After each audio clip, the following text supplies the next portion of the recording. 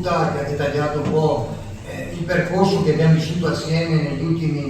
sicuramente negli ultimi 10 anni, per ciò che riguarda le case di riposo, ma anche gli interventi sia da casa che qui in presenza, che ci hanno dato questo spaccato chiaro e preciso delle difficoltà gestive che stiamo vivendo all'interno delle nostre strutture, delle IUPAB, ma mi permetto di dire non solo delle IUPAB, anche delle RSA private che di fatto vivono esattamente la stessa condizione che viviamo noi all'interno delle strutture pubbliche. Tecnicamente le criticità che avete sollevato sono molteplici, quella che a me interessa rendere evidente a voi in maniera più precisa è quella del prossimo rinnovo contrattuale, per una ragione molto semplice, perché l'avete detto voi, la carenza del personale e le difficoltà oggettive che incontrano le nostre strutture con debiti di bilancio in maniera trasversale non sono presenti solo a Rovigo, la situazione è esattamente la medesima in tutta la regione del Veneto. C'è solo qualche eccezione, qualche piccola eccezione. Questa in cui oggi ci troviamo, per esempio, una di quelle ha un bilancio sicuramente in sicurezza, come questa pochissime altre. Le altre stanno vivendo momenti veramente difficili e l'ulteriore preoccupazione si estrinseca, come si diceva prima, a carico del danno delle famiglie, perché il vero altro elemento importante qual è? Il gravare sulle famiglie, non solo per le rette, ma anche perché in virtù delle rette che devono affrontare, le scelte che stanno facendo molti nuclei familiari è quello di affrontare situazioni di difficoltà non tenendo a casa il proprio caro, talvolta incidendo in maniera ancora ulteriore, aggravando la situazione familiare, facendo fare delle scelte ad alcuni componenti del nucleo che è quello di rinunciare al lavoro in alcuni casi. Questo è un altro elemento importante e complicato per la nostra società. E poi, se vogliamo aggiungere stiga a stiga, come si vuol dire, poi chi di fatto ci rimette in maniera un po' più precisa sono le donne, perché sono sempre le donne che si fanno carico, perché sono quelle che di fatto vengono retribuite meno, per cui la valutazione del nucleo familiare è fra i due tu prendi di più e sei un maschietto tu prendi di meno, è opportuno che rimanga a casa tu perché così in qualche modo riusciamo a far quadrare i conti familiari. Quindi questo è il primo aspetto. Il secondo aspetto è sicuramente collegato al lavoro, e vi citavo prima il contratto collettivo perché finalmente siamo riusciti, e speriamo che la questione si chiuda in tempi stretti, a chiudere il contratto collettivo. Abbiamo solo la Corte dei Conti che si deve dare parere favorevole, poi il mandato avviene. Negli enti locali il problema non c'è, nelle case di riposo io credo che il problema si stia manifestando. Ci sono molti direttori che ci iniziano già a fare delle segnalazioni. Io credo che il giorno del 15, che per noi diventa un momento importante per rilanciare un'indicazione chiara alla Regione, richiesta chiara alla Regione per la riforma delle IPAB, debba essere anche l'occasione per fare questo tipo di segnalazione, far presente che non ci sono lavoratori di serie A e di serie B, cosa che già avviene, perché i colleghi correttamente l'hanno già enunciato, cioè chi ha un contratto all'interno della stessa struttura di un certo tipo e chi ha un contratto al ribasso, come si suol dire. Quindi non solo questa differenza, ma il fatto che alcuni colleghi di enti locali avranno la facoltà di avere tutti gli arretrati e l'applicazione corretta del contratto, e molti altri che invece dovranno attendere che cosa? Il fatto che debbano recuperare risorse utili per colmare il dovere nei confronti dei lavoratori. E quindi io credo che il 15 sarà un momento di partenza, io dico, non d'arrivo. Sarà un nuovo percorso che dovremo assieme tracciare e tentare di pianificare per fare che cosa? Io credo che già la piattaforma unitaria che abbiamo presentato sia molto chiara, perché già all'interno di quella piattaforma le cose che sono state avanzate dai nostri colleghi erano ben evidenti,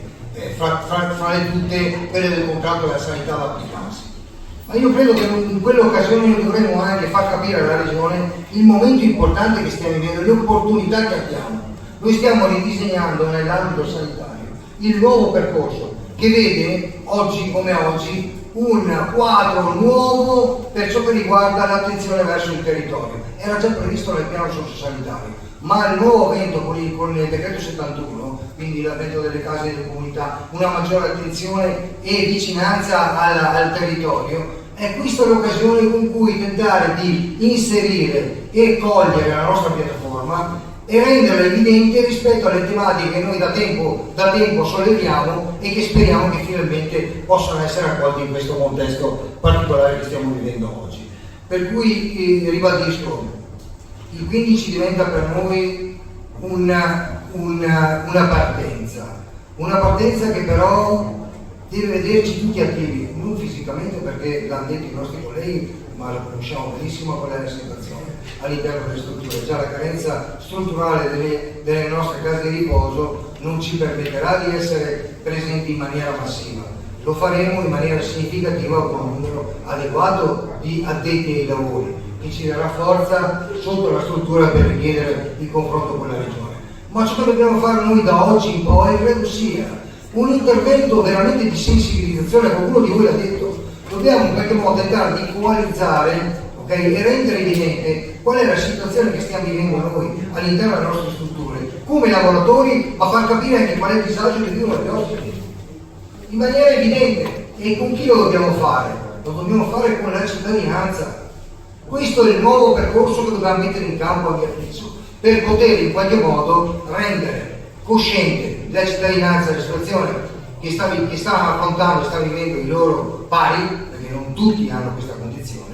e tentare di indurre la cittadinanza a spingere che cosa? I collegamenti con la politica, perché questo è il vero quadro, a mio avviso. Ritengo anch'io importante, se vogliamo stuzzicante il messaggio che dava l'ultimo intervento del collega, però effettivamente è opportuno che ognuno faccia il proprio lavoro. Noi è opportuno facciamo il lavoro sindacalista, la politica debba fare il suo lavoro, però a mio avviso abbiamo gli strumenti per arrivare alla politica. Noi con i nostri percorsi, la cittadinanza, in virtù del fatto che ha espresso un voto, può andare a tirare la giacca a qualcuno, sia a livello locale, provinciale e regionale. Questo ci può permettere, a mio avviso, di poter dare vita e linfa a un nuovo percorso, perché qualcuno che svolge un ruolo sociale, che è quello di essere il politico di turno, che deve gestire le difficoltà oggettive della nostra regione in questo caso, debba assumersi la responsabilità spinto da che cosa? Dai cittadini che vanno a presentare il conto a questi signori che sono stati votati da tutti noi, perché non ricordiamo che onestamente credo che le percentuali che hanno contraddistinto la votazione del nostro governo regionale siano veramente elevate, per cui logicamente qui dentro molti di noi hanno dato sicuramente un voto favorevole al governo che ci sta in qualche modo traghettando in questi ultimi 2 anni, se non ricordo male, per arrivare ai coincidi. Per cui io la chiudo così: l'etica che è stata in questo periodo in qualche modo difficilissimo per i nostri lavoratori è stata posta in evidenza in maniera esemplare, nessuno si è tirato indietro. Anche oggi che abbiamo una carenza di personale strutturata, di fatto stanno dimostrando che l'etica è il primo valore che pongono nel quotidiano lavoro, nel quotidiano esprimere la propria professionalità. Quindi questi sono gli elementi fondanti che poi ci tornano utili nelle rivendicazioni. Per cui ribadisco, oggi come non mai è opportuno essere coalizzati tutti, tentare di coalizzare la cittadinanza, perché attraverso un percorso che assieme definiremo e andremo a programmare, tentiamo di far sì che la politica si renda conto dove siamo arrivati e non vi è solo la necessità di fare una riforma dell'INPA fine a se stessa, ma vincolata in un contesto generale che è il servizio socio-sanitario regionale da erogare in Veneto come istituzionalmente è stato previsto nella nostra regione. Cioè noi nella nostra regione il socio-sanitario l'abbiamo sempre attenzionato, è venuto meno a mio avviso negli ultimi 10, 15, 20 anni all'interno della nostra regione. Per cui bisogna ritornare a quello e bisogna ritornare soprattutto a dare risposte chiare e concrete alla qualità professionale espressa dai nostri lavoratori in tutte le case di riposo. Grazie e spero di vedere molti di voi il 14.